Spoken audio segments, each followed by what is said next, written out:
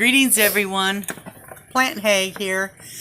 You know, I've been doing a lot of videos on orchids that are stressed in water culture, and today I wanted to do a video on orchids that are actually happy in water culture because I don't want you guys losing patience, and I want you guys to see that it can be done and you can have beautiful orchids in water culture or Liga.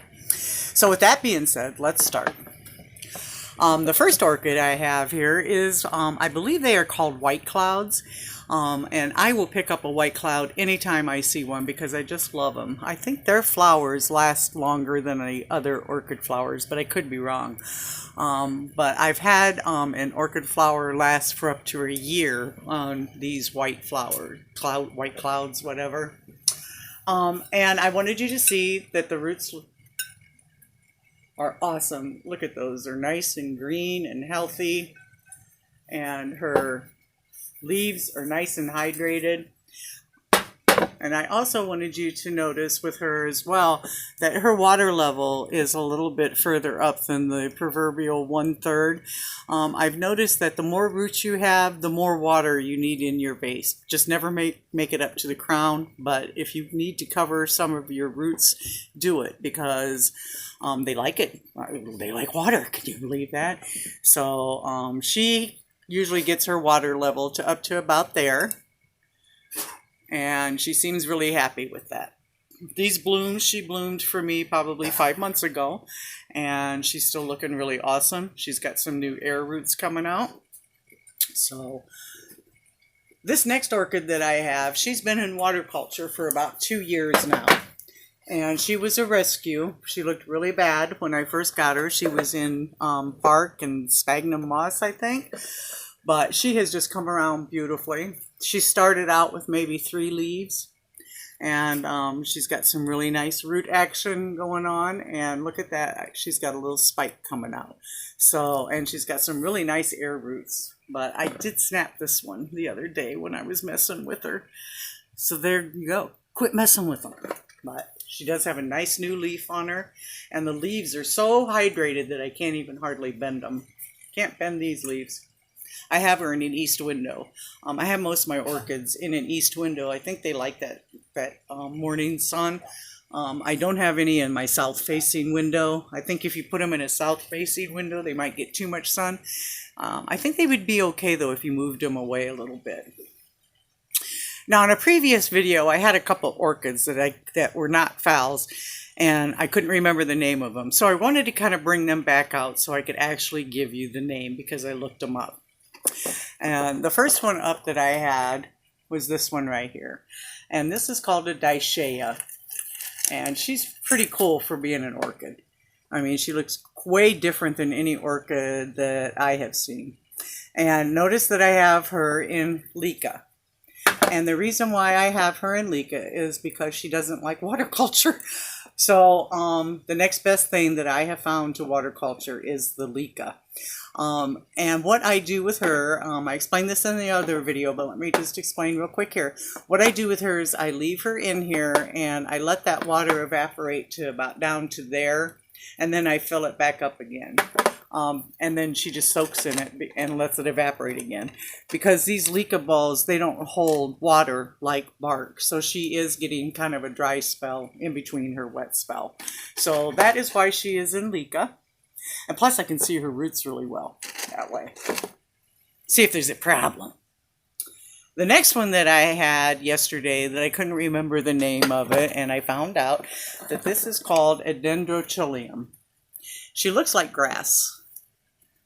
And she's really kind of cool. Her flowers will be, kind of reminds me of those foxtails you see out in the fields that grow wild, those little fuzzy things.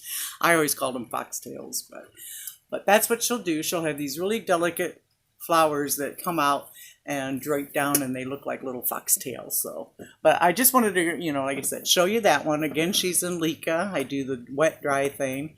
And but I wanted to introduce her again so that I could give you the name of it. Again, that is a dendrochilium.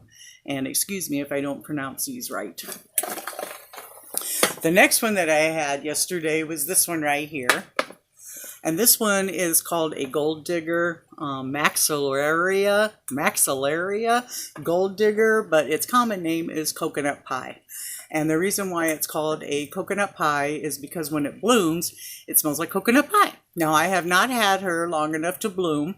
And let me, on a side note from that, a lot of people ask, how do I get my orchid to bloom? And sometimes your orchid just isn't mature enough to bloom. So orchids take patience and time, remember.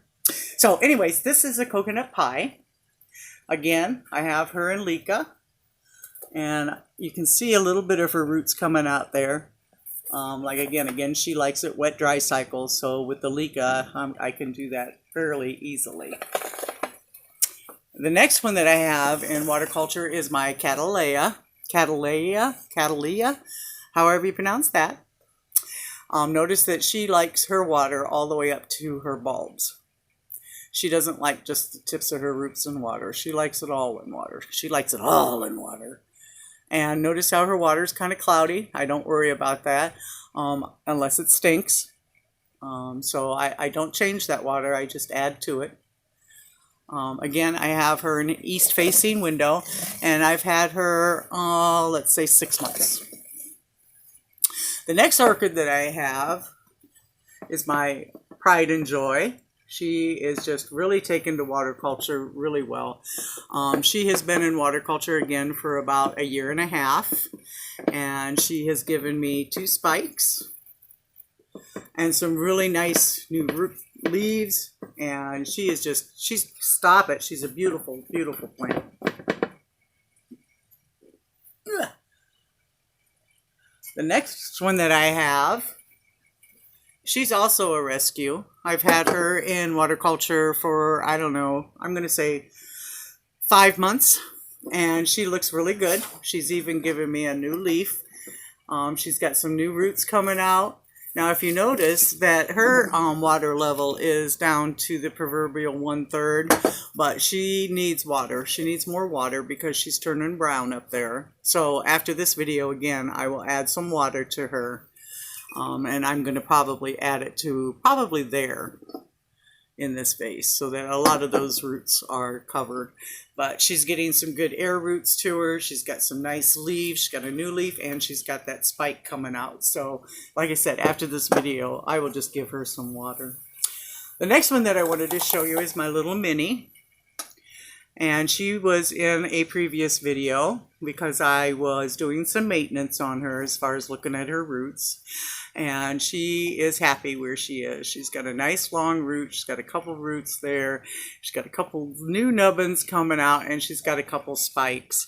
Now, normally, if this was a plant, or an orchid in stress as far as she didn't have any roots, I would go ahead and cut those spikes off. But by dingy, those roots look so healthy, I'm going to go ahead and let her keep those spikes, because I'm kind of excited to see what color they are. Okay, that is all I have. I have a lot more orchids, but they can't all be stars today. But I did want to kind of show you a good healthy orchid in water culture so you know that it can be done. So that's all I have for you today. Happy growing, stay well and safe, and I'll see you next time. Thank you.